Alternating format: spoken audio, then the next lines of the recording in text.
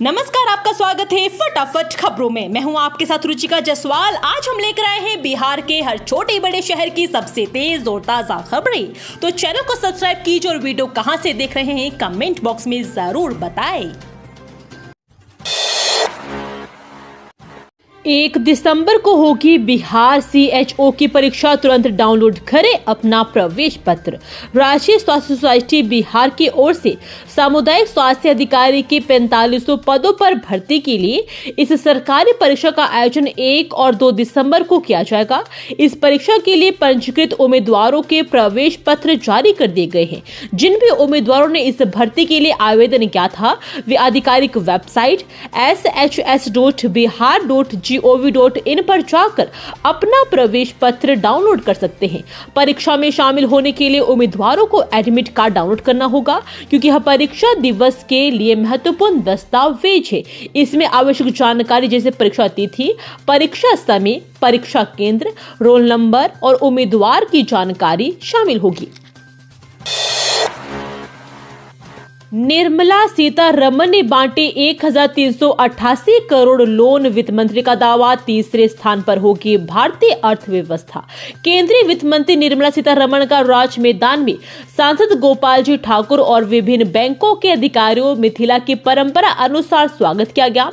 इस दौरान उन्हें मखाना का माला भी पहनाया गया। वित्त मंत्री आज दरभंगा के ऐतिहासिक राज मैदान में SLBC द्वारा आयोजित आउटरीच कार्यक्रम का उद्घाटन करते हुए करीब 49,137 बेरोजगार युवाओं के बीच 1388 करोड़ का वितरण किया। साथ ही उन्होंने ग्रामीण बैंकों को दूसरे व्यावसायिक बैंकों की तरह विकसित करने के भी निर्देश दिए। ग्रामीण बैंकों को दिसंबर तक ग्राहकों को internet banking, mobile banking, UPI की डिजिटल सेवाओं शुरू करने और सूक्ष्म एवं लघु उद्योग से जुड़ी गतिविधियों को बढ़ावा देने का निर्देश दिया। बिहार के किसानों की बल्ले बल्ले, नीतीश सरकार ने कर दिया बड़ा ऐलान, मिलेगी कई सुविधाएं। बिहार सरकार द्वारा जून तक 5500 पैक्सों में कृषि यंत्र बैंक की स्थापना की जाएगी। इसके लिए सहकारिता विभाग ने प्रस्ताव तैयार किया है, जिस पर मंत्रिमंडल ने स्वीकृति ली जाएगी। किसानों को रियायत दर पर कृषि यंत्र उपलब्ध कराने के लिए सभी जिलों को दिशा निर्देश भी जारी किया गया है। विभाग द्वारा मुख्यमंत्री हरित कृषि संयंत्र योजना का ज्यादा से ज्यादा विस्तार देने पर जोर दिया जा रहा है। इस योजना से अब तक 2978 पैक्सों में कृषि यंत्र बैंक स्थापित किया जा चुका है। इन बैंकों में कृषि यंत्रों की संख्या 15,497 है, जिस पर 341.46 करोड़ रुपए खर्च हो चुके हैं। बिहार जमीन सर्वे पर नया आदेश जारी, अब बिना दाखिल खारिज के करा सकते हैं यह काम। बिहार में लैंड सर्वे को लेकर राजस्व एवं भूमि सुधार विभाग द्वारा नया आदेश जारी किया गया है। अब रेत बिना म्यूटेशन कराए जमीन नापी करवा सकते हैं। रेत जमीन मापे के लिए अब ऑनलाइन आवेदन कर सकते हैं। विभाग के अपर मुख्य सचिव दीपक कुमार सिंह ने अधिकारियों के साथ बैठक कर जरूरी दिशा निर्देश जारी किए हैं। एक ही सत्र में 2 विश्वविद्यालय से ली 2 डिग्री। बिहार JEE भर्ती में खुली पोल। बिहार तकनीकी सेवा आयोग की बहाली में नौकरी पाने के लिए कुछ अभ्यर्थियों ने फर्जी प्रमाण पत्र का सहारा लिया था। जब आयोग ने शुक्रवार को उनके अभिलेखों का सत्यापन कराया तो इसमें 2 महिला समेत 8 अभ्यर्थियों का प्रमाण पत्र फर्जी मिला। इसको गंभीरता से लेते हुए आयोग के उप सचिव रमीज फहमी ने अभ्यर्थियों के खिलाफ सचिवालय थाने में FIR दर्ज करने के लिए आवेदन किया है। फिलहाल पुलिस आवेदन की जांच भी कर रही है। सुप्रीम कोर्ट के आदेश के आलोक में बिहार तकनीकी सेवा आयोग ने विज्ञापन संख्या 01/2019 के तहत कनीय अभियंता के पद पर नियुक्ति के लिए कार्रवाई शुरू की है। इसके लिए आयोग ने 29 और 30 नवंबर को अभ्यर्थियों के प्रमाण पत्रों का सत्यापन के लिए तिथि निर्धारित की थी। बिहार में शिक्षक भर्तियों की काउंसलिंग के लिए 1,47,534 अभ्यर्थियां योग्य। नोट करें सभी तिथियां। बिहार शिक्षा विभाग ने हेड टीचर, हेडमास्टर, तीसरे चरण की शिक्षक भर्ती सक्षमता 2 परीक्षा में योग्य उम्मीदवारों के लिए काउंसलिंग स्केड्यूल जारी कर दिया है। कुल 1,47,534 उम्मीदवार काउंसलिंग राउंड के लिए उपस्थित होने के पात्र है। काउंसलिंग स्थल पर काउंटरों की व्यवस्था इस प्रकार की जाएगी कि प्रत्येक काउंटर पर प्रतिदिन कम से कम 50 से 60 अभ्यर्थियों की काउंसलिंग की जा सके। लखीसराय में बिहार युवा उत्सव का शुभारंभ, कला, संस्कृति और प्रतिभा का भव्य प्रदर्शन। आज से लखीसराय में राज्य स्तरीय युवा महोत्सव की शुरुआत हो रही है। यह 2 दिसंबर तक चलेगी। कला, संस्कृति एवं युवा विभाग बिहार और जिला प्रशासन लखीसराय की ओर से गांधी मैदान में इसका आयोजन हो रहा है। डिप्टी सीएम विजय कुमार सिन्हा इसका शुभारंभ करेंगे। बिहार सरकार युवाओं को अपनी कला, संस्कृति और प्रतिभा का प्रदर्शन करने का मंच प्रदान कर रही। युवा महोत्सव में कलाकारों को राष्ट्रीय स्तर पर पहचान पाने का मौका मिलेगा। इसमें करीब 2000 से अधिक एकल और समूह कलाकार, विज्ञान मेला के विजेता और अन्य युवा प्रतिभागी शामिल होंगे। प्रतियोगिताओं में निर्णायक मंडल द्वारा चयनित कलाकारों को उनके उत्कृष्ट प्रदर्शन के आधार पर पुरस्कृत किया जाएगा। जिन शिक्षकों को लाठी से पीटा जाता है वही सब भूलकर नीतीश को ही वोट दे देते हैं, प्रशांत किशोर ने कहा। जन स्वराज पार्टी के संस्थापक प्रशांत किशोर ने मुजफ्फरपुर में बिहार के मुख्यमंत्री नीतीश कुमार पर तीखा हमला बोला। उन्होंने अध्यापकों के साथ हो रहे बर्ताव को लेकर राज्य सरकार की कड़ी आलोचना की।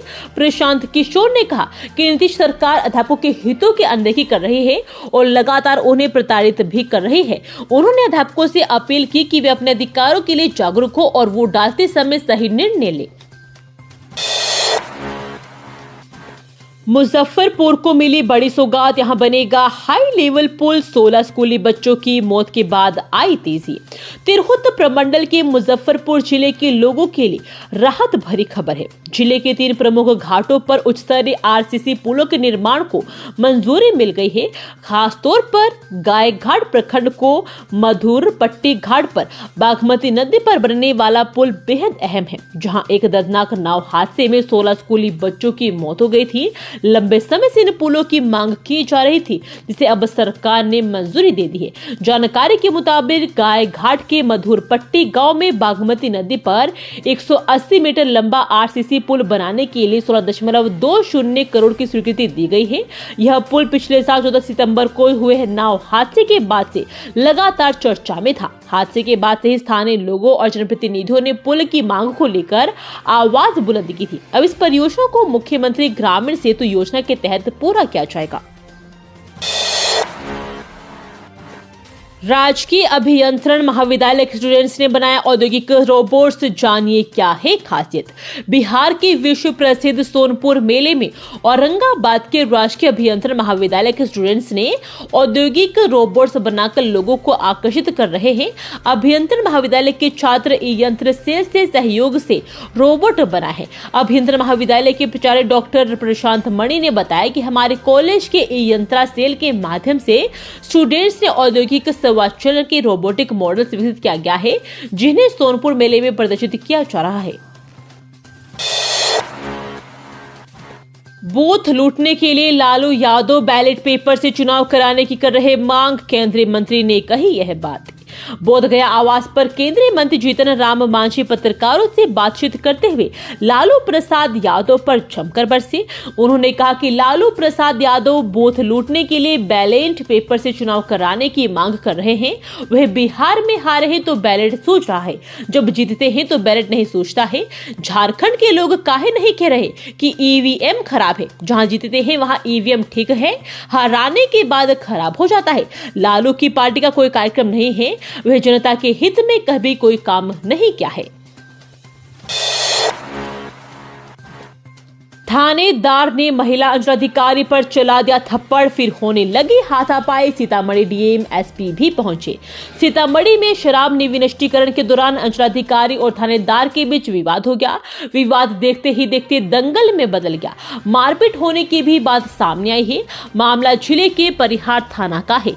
थाना परिसर में आज सीओ के नेतृत्व में पकड़े गए शराब का विनिष्टीकरण किया जा रहा था।